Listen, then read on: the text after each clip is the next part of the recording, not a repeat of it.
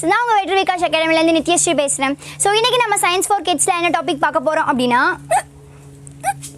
இதை பற்றி தாங்க இன்றைக்கி வீடியோவில் நம்ம பார்க்க போகிறோம். அதாவது ஹிக்கப்ஸ். ஹிக்கப்ஸ் அப்படின்னா விக்கல் அப்படின்ட்டு அர்த்தங்க. விக்கல்னா என்ன, விக்கல் முதல்ல எதனால் ஏற்படுது அப்படின்ட்டு பார்க்கலாம். நம்ம முன்னோர்களுடைய தாட்டில் வந்து பார்த்திங்கன்னா, நம்மளை வந்து யாரோ ஒருத்தவங்க நினைக்கிறாங்க, அதனால தான் நமக்கு விக்கல் வருது அப்படின்னு சொல்லிட்டு கேள்விப்பட்டிருக்கோம். அப்படி இல்லைங்க, சயின்டிஃபிக் பிரகாரம் அது என்னன்னு பார்த்தோம்னா involuntary muscle contraction of diaphragm இப்படின்னு தாங்க அர்த்தம். ஓகே, டயாஃப்ரம்னா என்ன அப்படின்னு பார்த்தீங்கன்னா உதரவிதானம் அப்படின்னு சொல்லிட்டு சொல்லுவாங்க. இந்த உதரவிதானம் வந்து நெஞ்சு பகுதியையும் அப்புறம் இந்த வயிற்று பகுதியையும் செப்பரேட் பண்ணுற ஒரு மசில். இது ஒரு ரெஸ்பிரேட்டரி மசிலும் கூட.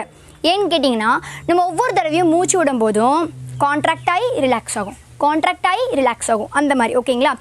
இப்போ இந்த கான்ட்ராக்ஷன் ஆஃப் கிளாட்டஸ் அப்படின்னு சொல்லிட்டு இருக்கு பார்த்தீங்களா, ஓக்கல் கார்ட்ஸு. இந்த ஓக்கல் கார்ட்ஸும் வந்து என்ன ஆகும்னா அந்த டைமில் கான்ட்ராக்ட் ஆகி ரிலாக்ஸ் ஆகும், அதாவது சுருங்கி விரியும். ஓகே, முதல்ல விக்கல் வந்து எதனால் ஏற்படுது அப்படின்னு சொல்லிட்டு பார்க்கலாம். Irritation of diaphragm.